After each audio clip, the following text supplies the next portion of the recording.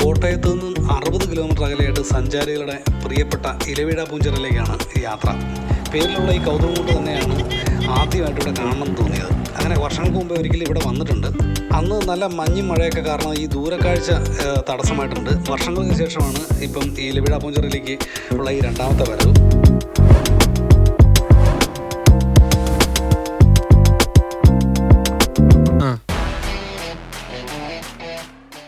പക്ഷേ ഇപ്പോൾ ഈ യാത്ര തുടങ്ങിയപ്പോൾ തന്നെ പഴയതുപോലെ ഒന്നുമല്ല, നല്ല അടിമുടി മാറ്റമാണ്. നല്ല സുന്ദരമായിട്ടുള്ള വഴി, നല്ല അന്തരീക്ഷം. അപ്പോൾ കഴിഞ്ഞ തവണ വന്നപ്പോൾ കാണാൻ പറ്റാത്തതൊക്കെ ഇത്തവണ കാണാൻ പറ്റും എന്നുള്ളൊരു വിശ്വാസത്തിലാണ്. പഴയ പോലെ ഒന്നുമല്ല ഇലവീഴ പൂഞ്ചിറ. ഇവിടെ നല്ല മാറ്റമുണ്ടായിട്ടുണ്ട്.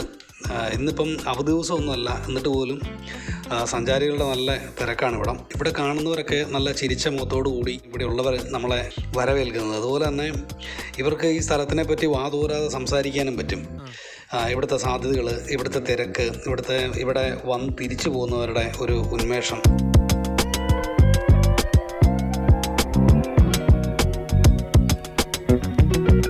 ഇഷ്ടംപോലെ സാധ്യതയുണ്ട്. പക്ഷേ ഗവൺമെൻറ് ഈ ഭൂമി തിട്ടപ്പെടുത്തുകയും ടൂറിസത്തിന് ഒരു കുറച്ചും കൂടെ ഒന്ന് ഉത്സാഹിച്ച് ചെയ്ത് കഴിഞ്ഞാൽ ഏറ്റവും സെൻട്രൽ പ്ലേസ് ഇത്രയും അടുത്ത് എളുപ്പത്തിൽ വരാനൊരു സ്ഥലം വേറെ ഇല്ല.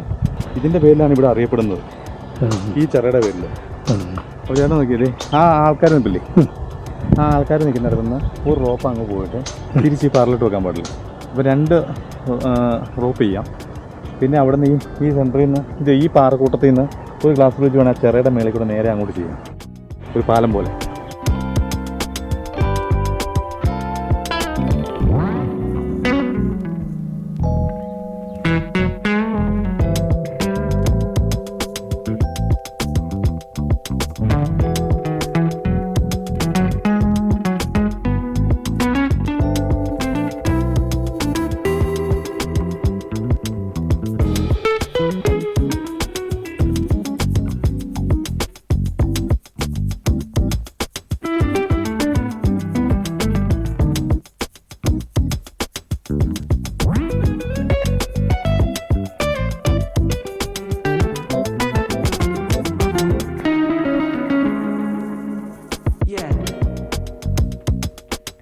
കാണുന്നവരോടുള്ള ഒരു റിക്വസ്റ്റ് എന്ന് പറഞ്ഞു കഴിഞ്ഞാൽ 2 പേര് നമ്മളോട് സംസാരിച്ചിട്ടുണ്ട്.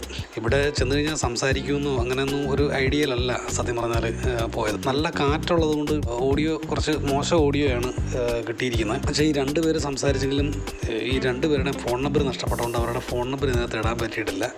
അപ്പം നിങ്ങൾ അവിടെ പോകുന്ന ആരെങ്കിലും ഈ വീഡിയോ കാണുകയൊക്കെ ചെയ്യുകയാണെങ്കിൽ ഇവരുമായിട്ട് സംസാരിക്കുക, അവരുടെ നമ്പർ വാങ്ങിക്കുക, കമൻറ്റ് ബോക്സിൽ ഒന്ന് ഇട്ട് തരികയാണെങ്കിൽ ഉപകാരമായി. ശരിക്കും പറഞ്ഞു കഴിഞ്ഞാൽ തൊടുപുഴ ഏരിയയൊക്കെയാണ് കാണുന്നത്. നല്ല ക്ലൈമറ്റ് ആണെന്നുണ്ടെങ്കിൽ ഇവിടെ നെടുമ്പാശ്ശേരി എയർപോർട്ട് വരെ നല്ല ക്ലിയർ ആയിട്ട് കാണാവുന്നതാണ്. മലങ്കര ഡാമിൻ്റെ ക്യാച്ച്മെൻറ്റ് ഏരിയയാണ് ഈ കിടക്കുന്നത്. ഇടുക്കി ഡാമിൽ നിന്ന് മൂലമറ്റം പവർ സ്റ്റേഷനിൽ വന്നിട്ട് അവിടുന്ന് വരുന്നതിൻ്റെ വെള്ളമാണ് നിലവിൽ കിടക്കുന്നത്. ഇതിൻ്റെ ഹിൽ സ്റ്റേഷൻ മുകളിലാണ്. അവിടെ വന്നു കഴിഞ്ഞാൽ 6 ഡിസ്ട്രിക്റ്റ് കാണാവുന്നതാണ് മെയിനായിട്ട്.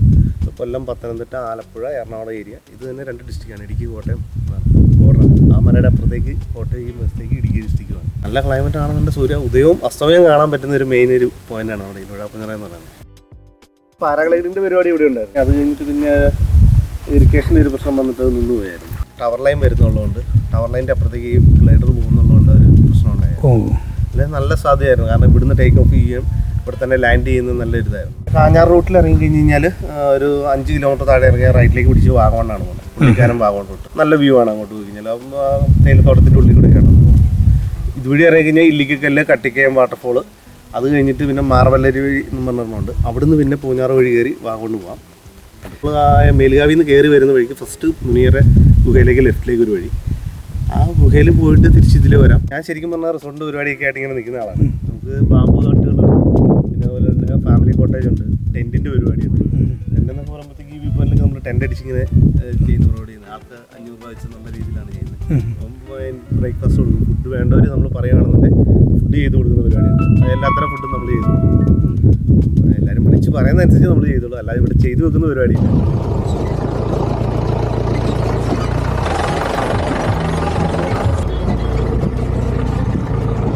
ഓഫ് റോഡ് വേണമെങ്കിൽ ഓഫ് റോഡ് കൊടുക്കുന്നുണ്ട്. ഇതെല്ലാം തന്നെ ഇവിടുന്ന് ഇല്ലിക്കല്ല്, മുനിയറ, കട്ടിക്കയം വാട്ടർഫോള്, കോലാനിമുടി, ഇവിടെ എല്ലാം ഒരു പാക്കേജ് പോലെ നമ്മൾ ചെയ്ത് ആളെ കൊണ്ടൊക്കെ കാണിച്ച് തിരിച്ചു വിടുന്ന പരിപാടി.